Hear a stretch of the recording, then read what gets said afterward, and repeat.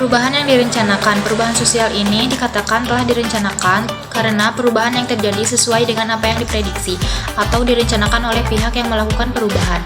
Pihak yang melakukan perubahan disebut dengan agen. Contoh perubahan sosial yang direncanakan yang pertama yaitu kereta cepat, kedua jalan tol, yang ketiga imunisasi, dan yang keempat vaksin. Yang selanjutnya itu perubahan yang tidak direncanakan, yaitu perubahan sosial yang terjadi secara tiba-tiba atau tanpa perencanaan sebelumnya. Bentuk perubahan sosial ini tidak direncanakan, biasanya diperjuangkan atau diperdebatkan oleh masyarakat yang terkena dampak. Perubahan ini juga tidak dikehendaki dan terjadi di luar jangkauan masyarakat. Selanjutnya contoh dari perubahan yang tidak direncanakan. Yang ke-1 yaitu perubahan sebagai akibat dari peraturan penguasa. Maksudnya, setiap pergantian pemimpin suatu negara pasti ada perubahan yang dibawa.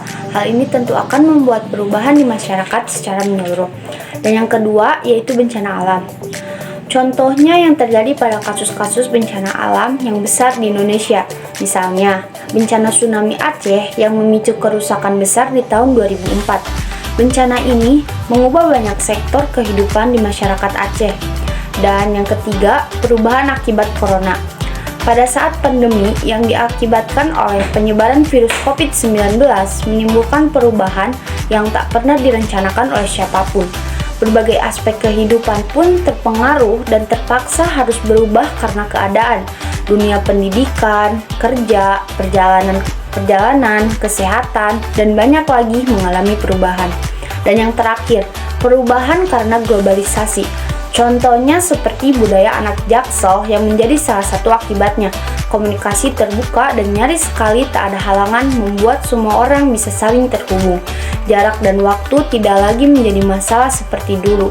Bahasa pun bisa dipelajari atau bahkan diterjemahkan hanya dalam hitungan detik. Perubahan struktural adalah perubahan yang sangat mendasar yang menyebabkan timbulnya reorganisasi dalam masyarakat. Contohnya, perubahan sistem ekonomi yang sudah berlaku atau perubahan pemerintah suatu negara.